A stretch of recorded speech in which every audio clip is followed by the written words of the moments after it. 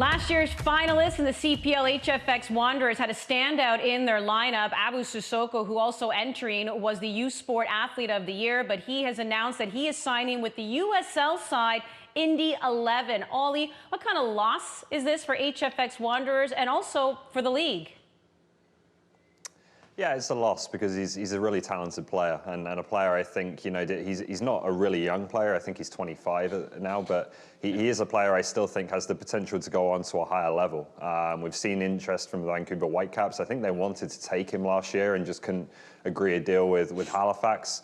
And he was actually pretty close to going to a team in Scotland before Brexit kind of made the whole work permit process just too complicated there, and that fell through. So he's ended up in the USL. Talking to the players' camp, they're insistent that this isn't a financial thing, that the offer from Halifax was fine in that regard.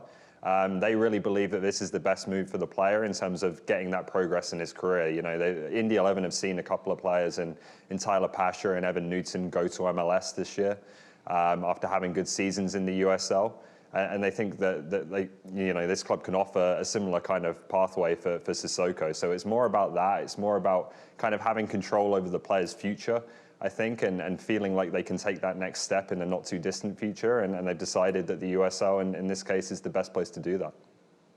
Yeah, I just think it's a little disappointing to see a player like that make a lateral move, because that's what it is for me. I would have loved to see what he looks like over the course of a full Canadian Premier League season, not just a glimpse that we had during a tournament. And I think you're kind of better staying in a place that you know, rather than taking that chance to move on to a position or to a place which isn't markedly improved or better than the place you were.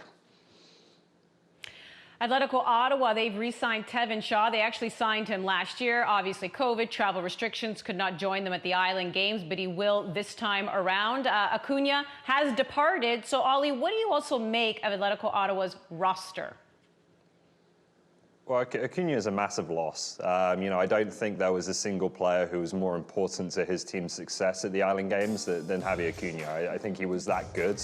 And a massive part of what they did. What I would say is, in terms of replacing him, there's a bit of talk around the CPL that there's going to be some interesting options for teams in the transfer market this offseason. I think they believe that the effects of COVID on some European leagues, particularly kind of second division leagues and maybe, you know, leagues outside of that kind of top group of Europe, they're really going to feel the effects of this pandemic. They're going to have smaller squads. They're not going to be able to pay salaries like they have done in the past.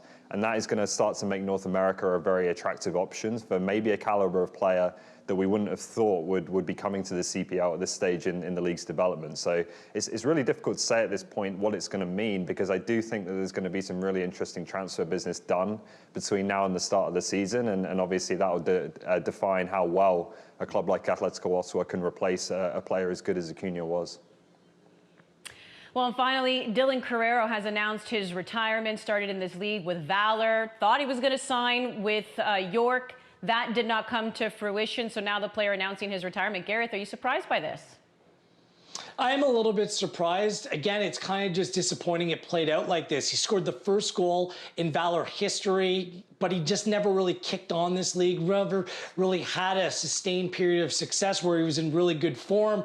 But this is a little bit of a cautionary tale of where Canadian soccer was and where we're taking things. He was U20 Player of the Year in 2013, and that opportunity, I don't think the safety net was there, the structure was there to elevate a player like that before. But I think now the younger players that are coming through that are kind of similar to what Carreiro was 7-8 years ago, I think they're much more insulated and much better set up for long-term success than a player like Dylan was. We wish him the best, still only 26. I'm sure he's going to be in and around the game, and we wish him nothing but the best going forward.